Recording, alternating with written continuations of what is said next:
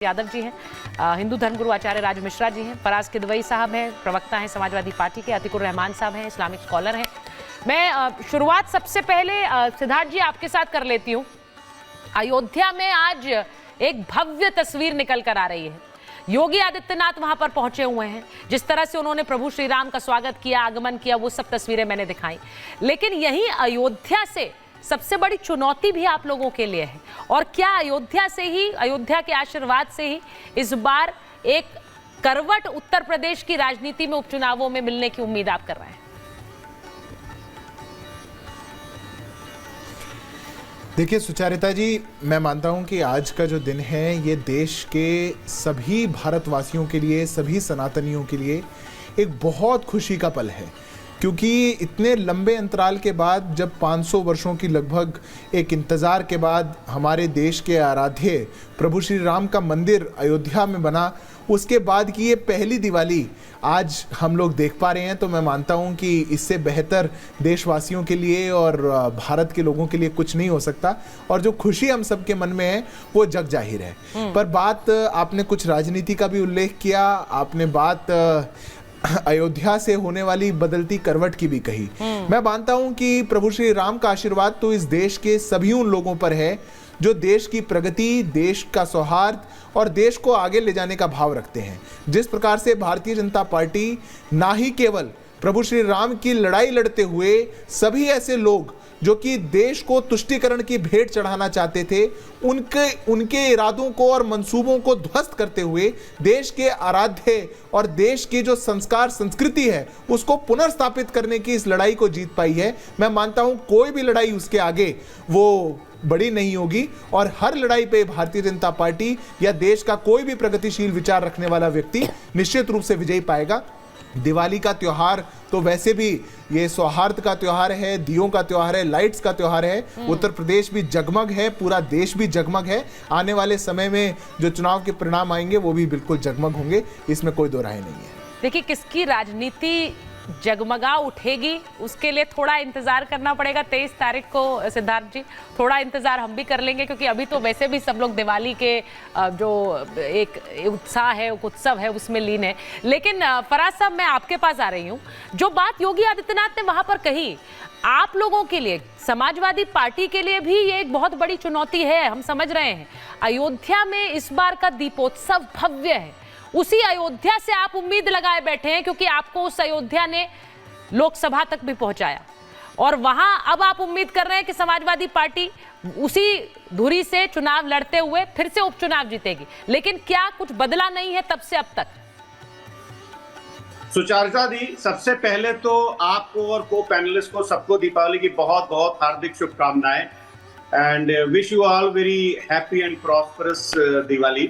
आपको भी। दूसरी बात, अगर अयोध्या की बात सुचारिता जी आप करिएगा तो आपने खुद ही कह दिया कि बता दिया कि भगवान राम ने अयोध्या में किसको आशीर्वाद दिया और भगवान राम भारतीय जनता पार्टी की राजनीति से और उनके जो कार्यकलाप हैं उससे कितना ज्यादा नाराज हैं। वो आपने देखा कि किस तरह से अवधेश पासी वहां से एक दलित को हमने खड़ा करके जिताया। और ये इनका डर है सुचारिता जी कि अयोध्या में अभी जो मिल्कीपुर में उपचुनाव होने थे वहां पर इनकी चुनाव लड़ने की हिम्मत भी नहीं हो रही है।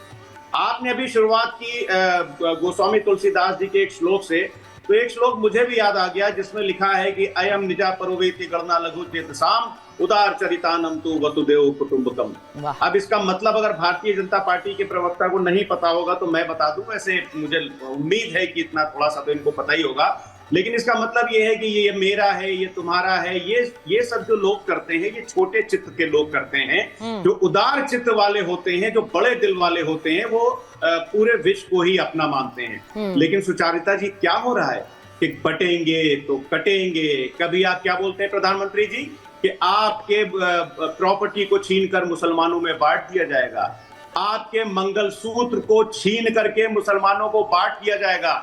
मैं आपके चैनल के माध्यम से प्रधानमंत्री जी को सुचारिता जी ये संदेश देना चाहता हूं कि इस देश का मुसलमान और समाजवादी पार्टी जब तक इस देश में हमारी मां बहनों के मंगलसूत्र की तरफ कोई आंख उठा करके भी नहीं देख सकता। ये खुली चुनौती मैं दे रहा हूं प्रधानमंत्री जी को। और दूसरी बात, छीनने से याद आया, अरे नहीं फराज जी, बहुत अच्छी बात आपने कही, लेकिन उन्होंने जो योगी आदित्यनाथ ने कहा है उस पर भी जरा गौर कीजिए। उन्होंने कहा है कि जो लोग राम भक्तों पर गोलियां चलाते थे आजकल वो बहुत अयोध्या करते हैं। तो जो राम भक्तों पर गोली चला रहे थे वो अयोध्या का नाम जपने लगे तो कुछ हजम नहीं होता है। उन्होंने ये बात भी कही। सुचारिता जी, जो लोग भोले भाले किसानों के ऊपर जीप चढ़ा करके उनको शहीद कर देते हैं, अगर वो उत्तर प्रदेश की बात करते हैं तो वो भी हजम नहीं होती है। और माननीय मुख्यमंत्री जी ने, सुचारिता जी, क्या कहा आप ही के चैनल पर मैंने अभी सुना कि जो लोग विकास में बाधक हैं उनका हाल क्या होगा, इसके आगे तो मैं बोल नहीं सकता हूं।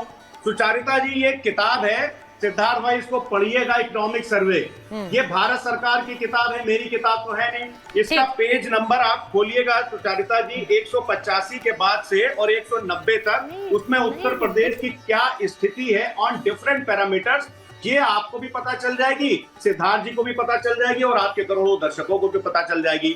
उत्तर प्रदेश में आज इतना विकास हो रहा है सुचारिता जी, आपके माध्यम से माननीय मुख्यमंत्री जी को बता दूं कि पर कैपिटा इनकम में तो उत्तर प्रदेश सबसे पीछे, महिलाओं के खिलाफ हो रहे अत्याचार में एज पर एनसीआरबी तो उत्तर प्रदेश सबसे आगे। अब सुनती रहिए, बलात्कार के नंबर ऑफ केसेस में उत्तर प्रदेश राजस्थान के बाद सबसे आगे। देखिए आज यूं तो आपके सिद्धार्थ जी यानी आपकी पार्टी और बीजेपी में ये वाला जो महाभारत है ये रोज होता है और कई बार हम कराते हैं, हम कई बार उस महाभारत में थोड़ी और चिंगारी डाल देते हैं जिससे कि वो लड़ाई थोड़ा द्वंद्व और हो जाए। लेकिन आज महाभारत हो नहीं रहा है, आज दीपोत्सव की बात है, लेकिन मैं एक और महाभारत की बात करना चाहती हूँ। आज सिद्धार्थ जी आपके पास आऊंगी, लेकिन आज क्या हुआ है, आज जिस तरह से त्योहारों को लेकर बात कही गई है, एक मैं सियासी मुद्दे से एक और मुद्दे पर जा रही हूँ।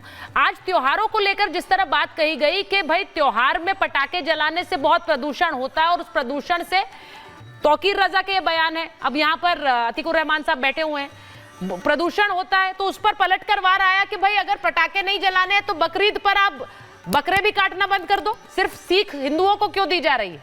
तो उस पर उन्होंने कह दिया कि भाई वहां तो बकरे मर रहे हैं, यहाँ प्रदूषण से तो इंसान मर रहे हैं। अब ये तर्कों का कोई अंत नहीं है ना अतीकुर रहमान साहब। आप चाहते हैं कि पटाखे ना जलें, प्रदूषण रोकना सबकी जिम्मेदारी है, लेकिन सिर्फ दिवाली पर क्यों बोलते हैं? आवाज पर्व के मौके पर जहां पर हम मिठाइयां और सिर्फ खुशियां बिखेरना चाहते हैं, सिर्फ हम दिए जलाना चाहते हैं, सिर्फ रोशनी बिखेरना चाहते हैं, तो ऐसे कड़वे लोग तौकीर रजा जैसे हमारे समाज में है जो कोशिश करते हैं कि किसी तरह से कड़वाहट फैले। और इन लोगों को बहुत पहले हम लोगों को अपनी सोसाइटी से अलग थलग कर देना चाहिए था, अब भी मौका है। मैं हाथ जोड़ के विनती करता हूँ आपसे कि आज के दिन आपके ये प्रोग्राम का शायद आपने नाम चेंज ही कर दिया है कि इसको महाभारत ना कहकर आप दीपोत्सव कह दें और